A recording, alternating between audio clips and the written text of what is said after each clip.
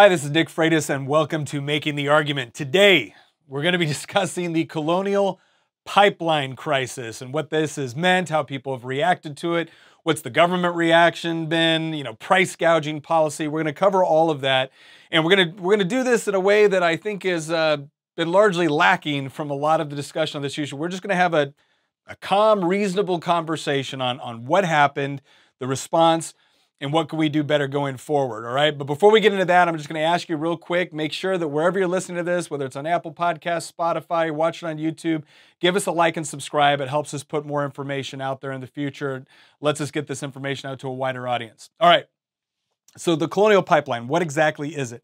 So it's about a 5,500-mile pipeline that goes from the Gulf Coast all the way to New York. And it's pretty vital. It covers almost half, about 45%, of the fuel consumption on the East Coast. So this is a vital artery with respect to getting gas to the gas station so we can all fill up our cars, trucks, etc. Right? That's what it is. So what exactly happened? Well, by now you've all heard that it was hacked. So obviously a lot of these systems are heavily dependent on computer programs which run it and make sure it's all managed efficiently. So the element that hacked it has been traced back to an Eastern European hacking group called DarkSide. And what's interesting is DarkSide put out, after all this was going and it caused all this problems for people, DarkSide said that, hey, look, we're not affiliated with any government, that they were just doing this to make money, and they even went so far as to say they weren't doing it to cause problems for society. They were just doing it to make money. So right off the bat, right, if you're looking for an argument on that one, it's pretty obvious. If the way that you're making money is by stealing things or shutting something down and then holding it ransom, that causes problems for society, all right? So I'm sorry, it's an either-or proposition. If the way you're going to make money is by stealing, then you're going to cause problems for society, all right? Obviously, this caused a lot of problems because fuel is so integral to the way that we actually conduct business and run our economy. So that's what happened. It was hacked with ransomware, which means that they had to go through this process of restarting their systems. There was essentially a $5 million ransom that DarkSide threw at the company in exchange for them allowing their systems to go back online. Now, obviously, from a government perspective, we have a long-term policy with the U.S. government that we don't negotiate with terrorists. We don't negotiate with, criminal entities, because obviously this encourages more of the same behavior if they get what they want. Now, the report coming out now is that the company did pay the $5 million ransom. There's speculation they used cryptocurrency in order to do it, in order to just get everything back online. Now, again, we can make the moral argument all day long. I think this is bad policy because obviously, again, it incentivizes this sort of illegal behavior and incentivizes more people to get in the game if they actually see a payout. We actually saw something similar with respect to a lot of the oil tankers that were being hijacked by pirates, usually right around the Horn of Africa as well as some other locations. And from the company perspective, they looked at it as a cost-benefit analysis. Is it costing us more to not be able to get our product to market than it would be to actually pay the ransom? And so in many cases, they actually paid the ransom, or their insurance paid the ransom, right? But, again, there's both a moral component to this and there's an economic component to this. The moral component is you shouldn't reward bad behavior. The economic component has to do with supply and demand and the cost-benefit analysis. But that's essentially the current state of where we're at right now, is that the pipeline is back up and it's running again. But obviously there's still going to be some delays with respect to getting gas to where it needs to be. All right, so what was the response to this? Well, obviously when you have a vital pipeline that's supplying 45% of the fuel consumption needs for the entire East Coast, this is going to create something of a crisis. And you had the reactions by the government, you had reactions by individuals, and you had reactions by the people that actually own the individual gas stations and things like that. And so let's look a little bit at the response. The government response included a couple of things. A lot of states declared a state of emergency, and whenever they declare a state of emergency, essentially certain policies go into effect. Some of those policies were potentially beneficial, some of them were harmful. All right, some of the beneficial policies that went into place, like in Georgia, they actually suspended the gas tax. Most people are not aware that a significant portion of the price you pay at the pump is actually a result of taxes. In fact, the profit on a dollar of gasoline sold at the pump is actually less than what the overall taxes that are paid at the pump. And most states, and to some degree the federal government, have taxes on gas, and ostensibly they're supposed to go to transportation projects or maintaining the roads or et cetera. And they've determined that to be a more efficient way to raise taxes. But again, in most cases, there are more taxes collected at the pump than there is actual profit gained from the people selling you the gasoline. So that's important to understand. So suspending those gas taxes temporarily can cause, it can make it easier for people to be able to get gas to the people that need it, all right? So that's one potentially beneficial. At the federal level, Joe Biden actually suspended some of the environmental laws that went into getting gas to the pumps, getting gas to the gas stations. And again, removing regulatory barriers can also be beneficial on streamlining the supply process in order to make sure more of it gets to where it needs to be. Some of the other policies that went into place had to do with price gouging policy. And this is something I want to talk about because I think there's some confusion over this. And I think there's a lot of bad economic policy with, you could argue positive moral intentions, but there always ends up being negative consequences that politicians don't want to talk about. So for instance, in North Carolina, not only did the governor put in a state of emergency, but they also had a website where you could go where you could actually rat out gas stations that you thought were engaging in price gouging. So what is price gouging? Well, price gouging, in a colloquial sense, is the idea that you have some sort of crisis, and what they're essentially saying is that businesses are getting exorbitant profits out of a result of a crisis, be it, temporary or whatnot, that artificially restricts supply or puts the person who owns the commodity that's needed in a position where they can charge rates that they normally wouldn't charge if we weren't involved in a crisis. So you saw this with the floods down in New Orleans. You've seen this with respect to things with COVID, and now you saw it with respect to gas prices. So here's something I want to go over that I think is really important for everyone to understand. And I want you to understand the argument that I'm making here. I'm not making a moral argument necessarily with respect to what people consider to be price gouging. I'm simply talking about reality, right? So here's reality. All of us saw pictures on Twitter, on Facebook, on the news of people pulling into gas stations, filling up their cars, filling up all of the oil cans that they had. Some people were even filling up like plastic bags with gasoline in anticipation of a long-term shortage. Now, again, based off of what was going on, was that a reasonable response? No, I don't think it was, because this was not something that I thought was going to be a long-term crisis that couldn't be overcome. But by the same token, people are reacting based off of what their individual needs are or what they anticipate is going to be perhaps a long-term problem that they're going to have to negotiate. And so they want to be able to get to work, they want to be able to fuel their farm equipment, whatever it is. If you keep the price, by law, right, which is what price gouging laws are intended to do, if you keep the price artificially low, you actually enable people to hoard more, right? So if the supply associated with gasoline means that the price of gas should go up significantly, but then politicians come in and say, no, you're only allowed to charge this price, or you're not allowed to charge more based off of the supply and demand ratios, then you're actually going to encourage people to go and consume more or get more gas than they actually need based off of artificially low prices. And what does that end up doing? Well, it ends up creating shortages, right? It ends up creating shortages. And it does that for a couple of reasons. One, people are obviously now getting a bunch of gas at an artificially low rate, which means that the gas is going to run out quicker. And the gas runs out quicker for two reasons. One is just, basic supply consideration. It takes time for gas to go from the pipeline to the gas station, especially when you have a pipeline that's shut down. But the other problem that you're potentially creating here, and this is, this is a part that entrepreneurs play within the marketplace that they're not really given credit for. They have to anticipate what the price for gas is, not only now, not just for what they bought it at in order to get it to the gas station when you pull up to the pump. They have to anticipate what the future price of gasoline is going to be. So the price that they're charging you for gasoline is not just based off of what they paid for their current supply. It's based off of what they anticipate they're going to need for future supply. So obviously, if you have 45% of the oil coming to the East Coast cut for a certain period of time, the price of gas is going to necessarily increase based off of just supply and demand requirements.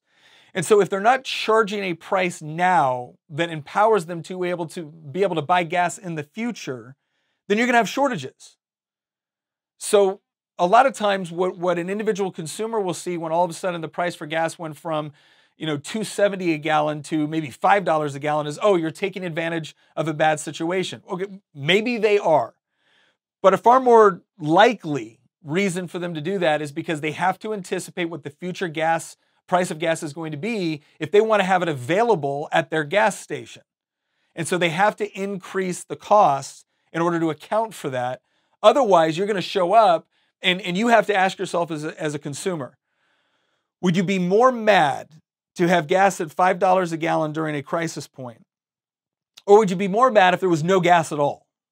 Because that's essentially what happens when the government artificially sets the price of gasoline at a price that the market will not bear. Okay, the other reason why increasing the price can actually have a benefit in a crisis is it sends signals to the marketplace that, hey, gas is really valuable right now. And so if you're in the process, if you're producing gasoline, then you can get a higher price for your product.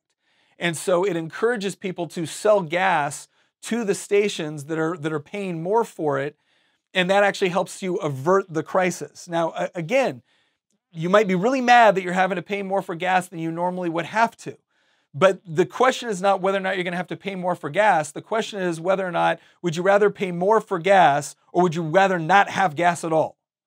That ends up being the very real factor that you have to take into account. So regardless of the frustration, and look, we all have a right to be mad, the fact that hackers came in and shut down a really important pipeline, and now it's causing all of us misery as a result. All right, but to turn right around and say, okay, but to all the people that are currently supplying gas, because they're not at fault for this, right? The mom and pop shop that owns the gas station, they're not the ones that created this crisis. They are responding to it in such a way in order to anticipate current need and future demand based off of the prices that they're going to have to purchase the gas at in order to sell it to you in the first place. All right, so it's really important to look at this comprehensively. Again, I'm not telling you not to be frustrated by the increased prices, but I am telling you that when politicians say we're helping you by legally preventing a gas station from elevating their prices in order to meet the market demand, those politicians are not helping you. And honestly, they're not really the ones paying a price for this, right? It's the individual gas stations that have to be able to predict future demand and future costs associated with meeting that demand. Okay, so that's really important to understand. A lot of this price gouging legislation sounds good. Politicians make a lot of hay out of it, but it doesn't take into account the reality of supply and demand issues. And ultimately, we as consumers are the ones that should be able to decide for ourselves, what are we willing to pay for a particular commodity or service? And when the government comes in as a third party and says, oh, hey, we're here to help, we're gonna cause it to go artificially low, that creates shortages, right? That's just reality, right? Not even talking about the moral component of this. That's just reality, is that essentially they're taking the decision-making process away from us as consumers. Because it's not as if a gas station could just raise the prices to whatever they want. If they could do that, they would do it all the time. They have to do it within a competitive marketplace based off of the idea of the scarcity of resource, right? Along with the demand for that resource. That's what ultimately ends up setting prices and value for a particular commodity or service. Okay, so that's why you're seeing it. And as much as it might be painful at times or frustrating at times, what history shows us is that when we allow the price to fluctuate based off of those supply and demand criteria, you're actually able to get through the crisis a lot faster. And we actually saw this in the 70s. In the 70s, Richard Nixon and Jimmy Carter and others, their response to OPEC cutting off supply was to artificially set lower prices, and what you ended up was shortages, right? You could only go to the gas station if you had an even numbered license plate on certain days and an odd numbered license plate on other days. So instead of allowing the market to fluctuate and adapt to the circumstances, we created a situation where the government was now deciding what it was going to look like, and people were not happy with the results. Germany didn't do that. Germany actually allowed the prices to fluctuate, and they did. They increased 20 to 30%, but people were able to make individual decisions based off of what was best for them instead of being left with only the option the government was offering them. All right, so that's important to remember as we look at a crisis like this, that again, the frustration is real, but supply and demand, the policies or the rules associated with supply and demand doesn't go away simply because there's a crisis. Right, so that's the first thing to keep in mind. The next thing to keep in mind as we look at this is what sort of policies led us to a situation where so much of our oil needs were dependent upon a single pipeline, right? That's what we call a single point of failure, that if one thing goes down, it has a ripple effect throughout the entire economy. And that's one thing where we can look at some of the problems that we have within government policy. So there's a lot of people that are blaming Joe Biden for what happened with this pipeline. And there's a legitimate way to do that and an illegitimate way to do that. All right. So the legitimacy from it comes from the fact that Joe Biden has been anti-pipeline, right? And I'm not just talking about as President Joe Biden. I'm talking about the Democratic Party has pushed a particular energy policy which has basically made it harder for people to be able to set up pipelines, which is actually one of the most efficient and environmentally friendly ways to get oil, natural gas, and other things to the marketplace. It really is, it's far more efficient, it's far more environmentally sound than, say, putting it all on rail cars or other ways that you would actually get fuel to the marketplace. And because they have created an environment, in part because they're trying to shut down oil in favor of renewable energy and other things. Because they've done that, they have made it more difficult for more pipelines to come online, and therefore we are more vulnerable to single points of failure within the supply side, right? So that's a legitimate complaint. Part of the other complaints about this stem from the fact that we've created this environment in American political discourse where when somebody is president, they are responsible for anything that is good that happens, and they're responsible for anything that bad that happens. And that's not, it's just not intellectually honest. It just isn't. I'm sorry. Again, I'm not here to tell you what you want to hear. I'm here to tell you what I think is true. We need to get out of this. We need to get out of this political arena where we give the president too much credit or too much blame. Some things are a direct result of policy. Other things are not, right? So I'm not blaming Joe Biden that Colonial Pipeline was hacked. I am blaming Joe Biden that I think his energy policy is garbage and it creates these sort of single points of failure.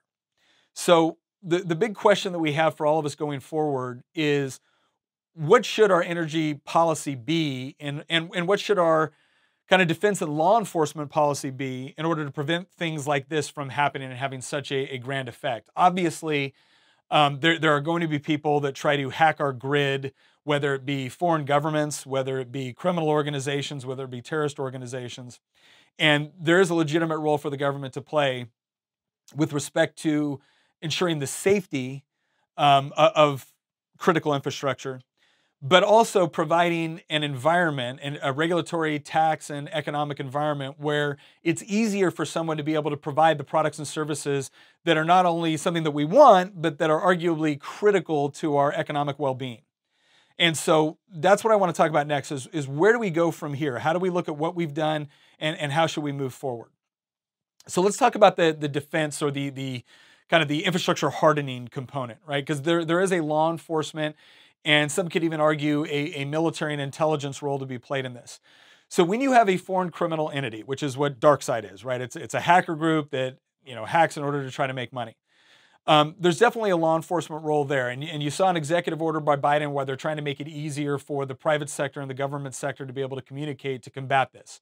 Okay, that makes sense. He's also talking about putting together another blue ribbon commission to look at another commission, blah, blah, blah.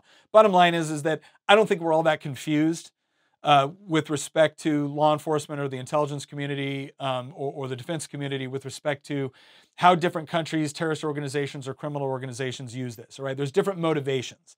All right, obviously, you could see a terrorist organization or a foreign power seeking to do something like this, not just from a motivation to make money, but for a motivation to harm the United States.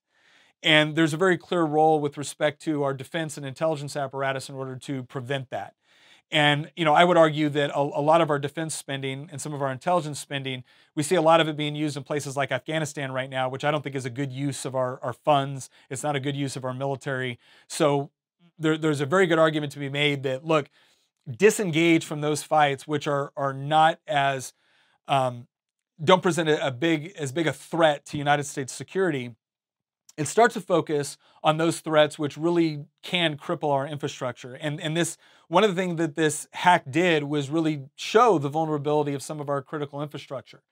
And so we do need to invest more of our defense and intelligence dollars in ways that we combat cyber attacks. And the reason why that's so important is because unlike conventional military conflicts, which are still a legitimate concern and still need to be a focus, a lot of countries recognize that they are not going to defeat the United States in a pitched battle, right? Your ships are not beating our ships, your aircraft are not beating our aircraft, your divisions are not beating our divisions, all right? So what they end up doing is they end up investing in what they call asymmetric capabilities. And what asymmetric warfare essentially rests on is this idea that I know I can't beat you in a straight up fight. And so what I'm going to do is I'm going to invest in an inordinate amount of resources into those areas where my ability to attack you can give me the biggest bang for my buck. And that's what you see a lot of countries doing. That's what China's done. That's what you see a lot of terrorist organizations focusing on.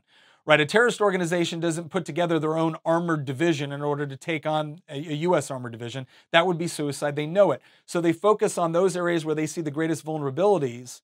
And that's where they focus their time, effort, money, and resources in order to be effective there, not trying to compete with us head to head on aircraft carrier battle groups, right? So when we look at the asymmetric component of how other countries, because I guarantee you other countries are looking at what just happened with the Colonial Pipeline, and they are learning from this. And so we need to learn from it as well.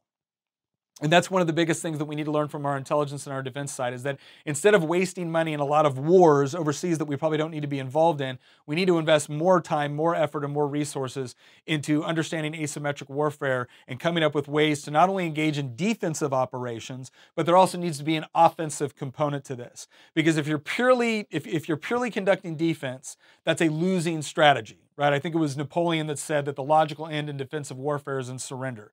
Because when you're just trying to defend everything, well, the attacker only has to be right once. You got to be right all the time. So there needs to be an offensive component to go for this. So if you do have a criminal, terrorist, or foreign power that engages in this sort of activity, you have the ability to not only successfully defend and then get back online quickly, but that there's also a price to be paid through your offensive capability because that acts as an effective deterrent. So that's one way that we need to reallocate resources in order to defend against attacks like this, regardless of where the threat comes from.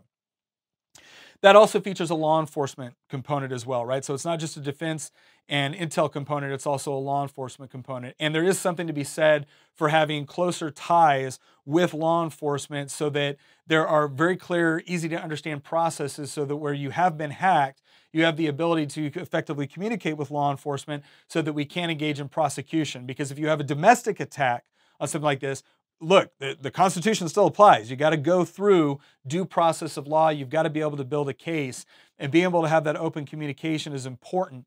Some companies are afraid to do that because of liability. Other companies are afraid to do that because of privacy. So threading that needle is very important, and there needs to be work done on that so that you can have that open communication where you can protect your business and your customers, while at the same time be able to provide the information necessary to be able to prosecute in court and punish people for engaging in this sort of cyber attack. Right? But again, there is a needle that needs to be thread here, right? We don't want something where businesses are just constantly handing over all of our data to the government, right? We don't need a surveillance state because at some point, again, you are doing a balancing act between trying to create a secure environment, but also trying to create a free environment, which also protects the privacy of customers, right? So again, I don't want to make it out like this is just an easy solution, right? Just open your books to the FBI and we'll be good. No, that also comes with other problems associated with it. That is something that needs careful analysis and consideration before you come up with an objective policy. The third component has to do with what does the overall economic policy have to do, again, in order to create an environment where we have an infrastructure that we know is going to be attacked. We know we're not going to be able to stop every attack. So how do we create a robust and competitive environment so that when something does go down, it doesn't create a crisis or the crisis can be quickly averted? And the only way that you can do that is by having more competition in the marketplace. You need more suppliers, right? You need to be able to get around these single points of failure.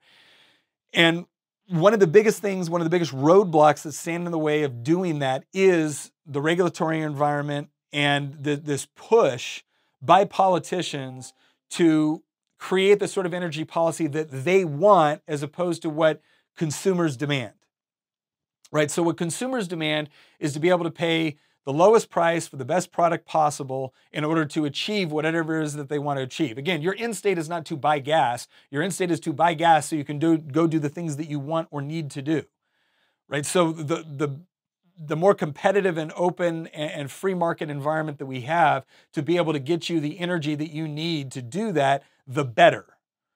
And you're not going to get that if politicians are coming up with all these ways that they're going to restrict supply in order to achieve some sort of outcome that they envision as better, but doesn't necessarily meet your needs.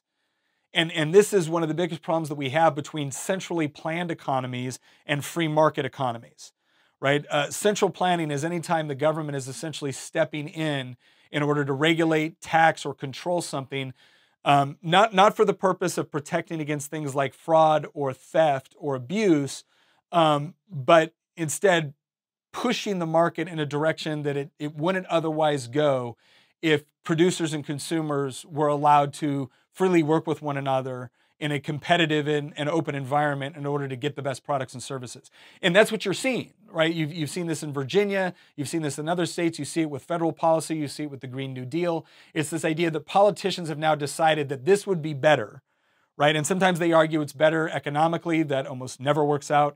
Lately, they've been arguing, well, it's better environmentally, right? The entire planet's going to, Florida's going to be underwater if we don't have this sort of environmental policy. And we need to be very, very skeptical of that. Because if you look at a lot of the concerns and you look at a lot of the modeling that has been used to push the Green New Deal and other environmental policies, what you see is the models never seem to produce the results that they're threatening us with in order to get the policies they want. And what I find interesting is that when you look at a lot of these central planning arguments that have been made, and the excuse is always, well, we're doing this to save the environment. Well, a lot of those same central planning policies were made 30, 40, 50 years ago, but then they were made from a socialist mindset or a Marxist mindset, whereas, well, no, this will be better for the economy. This will be better for everyone if the government is managing the economy. Well, it didn't work out. And so now they said, okay, well, we can't really make an argument based off of the economic benefits of this, so we'll make an argument based off of the environmental benefits of it. And again, I think we should be skeptical when somebody is essentially rehashing the same failed policies, but they're providing new justification for it, right? None of this is to say that we shouldn't be concerned about the environment. Of course we should. We need to make sure that if somebody is polluting or somebody is damaging someone else's property as a result of producing their product or service, well then, yeah, that's what we call a negative externality. And we need to make sure that we guard against that, because now somebody else is paying a price for what somebody else is producing, and they're not yielding any benefit from it. So I'm not saying that there's no role for ensuring that people are not harmed through the sort of production that creates pollution or harms the environment. It's not what I'm saying.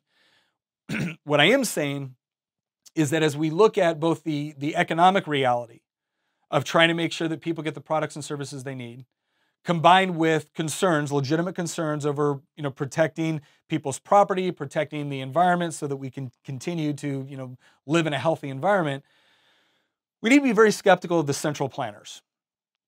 Because one of the arguments I like to use is that, okay, let's just say your primary concern, I'll take you at your word, your primary concern is protecting the environment. Great. Can you please show me the centrally planned economy, right? The socialist economy that is producing better environmental outputs that you would like to emulate? Because I can't find it. Is it China? Is it Venezuela? Was it the former Soviet Union? You know, all these countries engaged in significant central planning and control of the economy. And not only did that produce good economic results, they produced environmentally disastrous results. And so beware going forward of all the politicians that are saying, oh, see, this hack on the pipeline proves that what we really need to do is push more on renewables and green energy. Well, no, what we need to do is look at cost-benefit analysis of the different mechanisms, the different outputs that we have with respect to our energy consumption needs, and figure out which ones are most cost-effective, both now and in the long term. And the only way that you're going to be able to effectively do that is if you allow for a free market. And I don't just mean a free market in order to benefit the oil industry, right? I don't like it when the oil industry gets a bunch of protection from the government. I don't like that. I mean that if you really want to see renewables actually benefit, if you want to see research and development from renewable energy actually produce the sort of results that make it competitive in an open and free market, then you're going to need to allow them to compete in an open and free market, not constantly subsidize it or regulate it through government policy. So as we look at this crisis, and let me just do a quick recap once over the world. So what happened? Colonial Pipeline, which supplies about 45% of oil consumption needs for the East Coast, was hacked by an element called DarkSide, which is a hacktivist group or a hacking group that hacks people for money. Right? That's what happened. All right. That shutdown and the subsequent government and individual response led to runs on gasoline. Part of the government response was to reduce the regulatory and tax restrictions. That's a good policy because it removes artificial government barriers from getting the products we want to the people that need them. That was a good policy. Another part of the government response was things like price gouging legislation. That is bad, not because we want to pay exorbitant prices for gasoline, but because the laws of supply and demand dictate that when demand goes up and supply drops, prices have to increase. If they're not allowed to increase, you will end up with shortages. And the only thing worse than expensive gasoline is no gasoline. Right? So that's just an economic reality. I'm not talking about the morality of it. I'm saying that's an economic reality. And I do think that there is a negative moral component of telling consumers and producers you're no longer allowed to decide for each other what works out best. The government is now going to come in and fix prices because it doesn't work. It never has. It never will. Right? It always creates shortages. That was part of the government response. The other part of the government response that is affecting all of this is that because the government, especially on the left, have tried to crack down on oil exploration and the delivery of oil to the marketplace, whether it be through pipelines, fracking, that has created an artificial restriction on supply. This not only causes prices to go up as a result of an artificial restriction, it also creates single points of failure so that when you have a critical pipeline, right, and it goes down, the consequences are far more significant than they might otherwise would have been if you allowed for more free market intervention or more free market responses to supply and demand issues. Right? That's a reality. The response going forward needs to be twofold. On the defense, intelligence, and law enforcement side, we do need to create policies and synergies in order to protect against foreign entities that would attempt to interfere with our grid, whether it be through cyber or other means. There needs to be a defensive component to that. There also needs to be an offensive component to that. I'm telling you right now, if DarkSide believes that the only threat is that we're going to increase our defensive capability, they're going to continue to do this. There has to be an offensive capability to that as well. And as we look at ways to provide an offensive capability, there's one idea I'd like to throw out there because I think this would be interesting to consider. And it's completely constitutional because anybody that's watched my podcast, anybody that's listening to me speak knows that I got a real problem with the idea of, the government simply declaring war, deploying troops or things like that. But there is a constitutional mechanism where we can actually empower our own private sector to go after some of these criminal or terrorist elements. And it's called letters of marque and reprisal. This is something that the president can issue. I don't think it's actually been done since James Madison. I could be wrong on that, but I think that was the last time, and it was done in response to things like piracy. And what a lot of people think of a letter of marque and reprisals, they think of privateers, right? Like Sir Francis Drake going out and raiding Spanish galleons on behalf of the English government, right? That's not what I'm talking about. But let me give you an idea of how something like this would work. When you have an organization like DarkSide that is hacking people for the purpose of basically holding them hostage and making money off of that, part of the solution is increasing your defensive capability, right? Becoming a harder target. But when you become a harder target, all that does is it directs their attention somewhere else to a potentially softer target. If you don't have an offensive capability, you're going to run into problems, all right? And one of the greatest offensive capabilities I think we could tap into is that we do have a lot of cyber experts within the United States. And what a letter of marque and reprisal would essentially be is to say that, okay, look, you're a private sector group that has a offensive cyber capability. Now, we're not telling you, just raise the black flag and do whatever you want, right? There's still legal frameworks that you have to operate in. But I think a company or like a group like DarkSide that is going to hack into US companies, clearly they're not that all concerned about the cyber capability of that company. They might not even be all that concerned about the cyber capability of the United States government.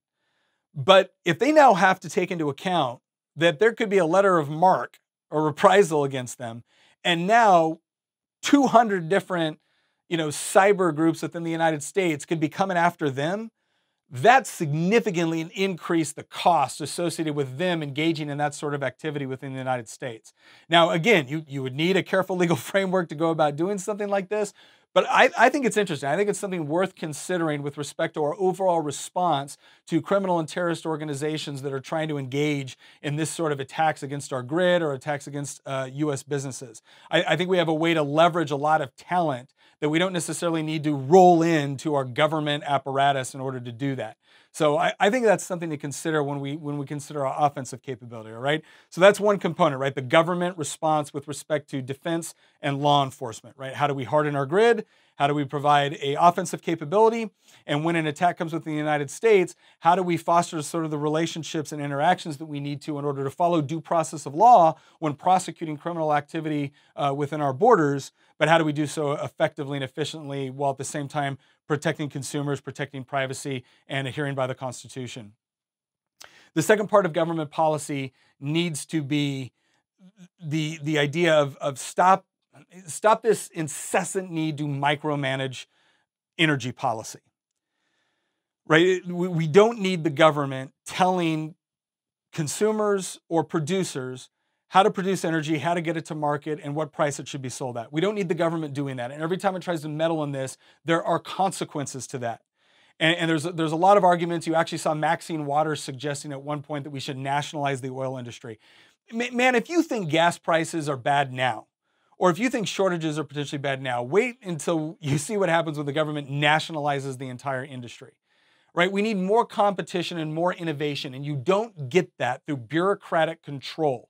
If the primary concern that an energy producer has to worry about is constantly having to go and lobby Congress to make sure that they can actually do what they need to do. And I'm not talking about basic protections for safety or basic protections to protect against fraud. I'm not talking about that. I'm talking about this motivation within a certain element within government to control and micromanage energy policy in such a way as to move it in a direction that the market, and the market is you and I, you and me, right? That's what the marketplace is. It's not an engine like Janet Yellen likes to describe it. It's not, a machine. The marketplace is individual producers and consumers making decisions within a free environment where we engage in voluntary interaction and cooperation. That's what it is. That's the marketplace. Allow that to work, and not only will you see more supply at better prices with better quality, but you'll actually see better results for green energy as well. I honestly believe this, because if green energy is now competing within a competitive marketplace, instead of just relying on government subsidies to push out solar panels that people don't want to buy, right? You're not helping that industry, you're hurting it at that point. So government policy needs to reflect or needs to appreciate that the free market is far better at delivering products and services to people at the prices that they want to pay, all right, than a government bureaucracy trying to micromanage the process, right? So that's your recap. That's your recap. So again, is Joe Biden completely to blame for all of this? No. But are the policies that he's pushed in the past and the policies that he's currently pushing contributing to the problem? Yes, they absolutely are. I fully believe that. But part of the heat that he's taking right now is not just purely a result of the policies that he's championed. It's also a result of this narrative that has been pushed within the media that the president is ultimately responsible for anything good or anything bad that happens, right? And that's not intellectually honest, and neither side should engage in it. But when one side decides to engage in it, well, then the other side is going to engage in it as well, because it doesn't pay to stay out of the game at that point. But what we should do as conservatives, as advocates of the free market, is don't make sloppy claims. Don't make sloppy claims against the Biden administration. Focus in on those aspects of his policies, whether they be regulatory, tax, or central planning policies, that are ineffective and harmful and exacerbate a crisis. Focus in on those, because we want the bad policies getting the blame. We don't want just these generic arguments out there, because that doesn't help us in the long run. We want to make good arguments that people can understand, relate to, and understand, so that when we are advocating for positive policies that will have a positive benefit, that they'll actually be adopted by policymakers, right? So don't let your even policymakers that you agree with, don't let them get away with shoddy arguments. Insist on good arguments so that we can have good policy, and that we can have an environment where, we don't wake up one day to a crisis where 45% of the oil supply to the East Coast is now taken offline for several days, and everyone's running around, whether it be, gas station owners, politicians, or individual consumers that think they've got to fill up their car with plastic bags full of gasoline. All right, so again, I hope this was helpful. I hope this kind of explains what was going on, why some of the reactions took place the way they did, what we should do in the future in order to avoid something like this. I hope that was beneficial. So once again, if you like what we had to say, like, share, subscribe. This helps us get it out to other people. Again, we don't want to just make a, quote, conservative argument. We want to make a good argument for what we believe, because that's the only way that we're going to be able to advance the sort of policies and environment that's going to make everyone better off in the end. Once again, I'm Nick Freitas with Making the Argument. Thank you very much for joining us, and we'll see you next episode.